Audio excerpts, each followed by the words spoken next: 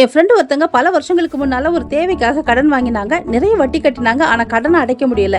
ஒரு நாள் பிரசங்கத்துல நீயோ கடன் வாங்காதிருப்பாயின்னு கர்த்தர் சொல்லியிருக்காரு. அதனால உங்க கடன் அமௌண்ட்டை பிரேயர் டைரியில எழுதி வச்சு ஜெபிங்க. இனி கடன் வாங்க மாட்டேன்னு தீர்மானிச்சு ஜெபிங்க. கர்த்தர் விடுவிப்பார்னு சொன்னாங்க. அவங்க எழுதி வச்சு ஜெபிச்சாங்க. கடன் வாங்க மாட்டேன்னு தீர்மானமும் எடுத்தாங்க. 8 வருடங்களா இருந்த கடனை ஜெபிச்ச ஒரு வருஷத்துக்குள்ளாக கட்டி முடிக்க கர்த்தர் உதவி செய்தாரு. திரும்ப ஒரு தடவை அத்தியாவசிய தேவை வந்தது. நான் கடன் வாங்க மாட்டேன், நீங்க தான் உதவி செய்யணும்னு ஜெபிச்சாங்க. கர்த்தர் அதிசயமா அந்த தேவையை சந்திச்சாரு. இது அவங்க விசுவாசத்தை பலப்படுத்துச்சு.